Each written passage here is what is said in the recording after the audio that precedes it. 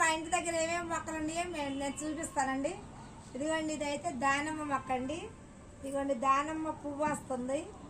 పువ్వు వస్తే మరీ మంచిదంటండి. దానిమ్మ అంటాం మంచిదంటండి. ఇదే లక్ష్మీదేవి అంట. నాకైతే తెలియదు కదా, ఒక మేడం గారు చెప్పారండి. నాకు లక్ష్మీదేవి ఉంచమ్మ దానిమ్మ అని. ఇదైతే తులసి అండి. ఇదిగోండి, కలబంద పెట్టుకున్నాం. చాలా పెట్టామండి కలబంద. ఇక్కడైతే కలబంద చూడండి, ఇలా కలబంద పెట్టుకున్నాను. ఇంకా నల్లేరు కూడా పెట్టామండి. నల్లేరు అయితే ఇంక చెట్లు చాలా పెట్టానండి అటు. ఇదిగోండి, ఇదైతే మాసపత్రి అండి. ఇది చక్కని వాసన వచ్చిందండి ఇంట్లో పెట్టుకున్నా కూడా. ఇది పూల మొక్క. ఇవి చూడండి, ఈ పువ్వులు చూడండి ఎంత బాగున్నాయో. నేనైతే రోజు ఇలా చూస్తానండి. నాకు ఎంత చూడండి తెల్లగా ఎంత చక్కగా ఉండయో. అందరి మనసు కూడా ఇంత తెల్లగా ఉండాలని మరీ మరీ కోరుకుంటున్నానండి. కానీ చాలామంది మనసులు చాలా నలుపుగా ఉన్నాయండి. పైన తెలుపు, లోన నలుపుగా ఉన్నారు. అలా ఎవ్వరు ఉండొద్దు. ప్రతి ఒక్కరు కూడా ఈ మల్లె ఈ పువ్వులాగా చక్కగా స్వచ్ఛందంగా ఉండాలని మరి కోరుకుంటున్నానండి. ఇవ్వండి, ఇలా వాము మొక్క పెట్టానండి. వాము పెట్టాను. వాము మనం ఎప్పుడైనా చారు కాసుకున్నప్పుడు కానీ అలా కూరల్లో కొంచెం కొంచెం వాము వేసుకోవచ్చండి. వాము వేసుకుంటే మంచిది కదా అని వాము మొక్క పెట్టాను. ఎన్ని మొక్కలు, కలబంద, రావి చెట్టు, పసుపు మొక్క. పసుపు ఉండాలండి ఇంటికి పసుపు మొక్క ఉండాలని చెప్పేసి మా అమ్మగారు ఊరి నుంచి తెచ్చుకుని మరి నేను వేసుకున్నానండి. పసుపు మొక్క ఉంటే మంచిదనండి. ఇంట్లో ప్రతి ఒక్కరు కూడా పసుపు మొక్క పెట్టండి.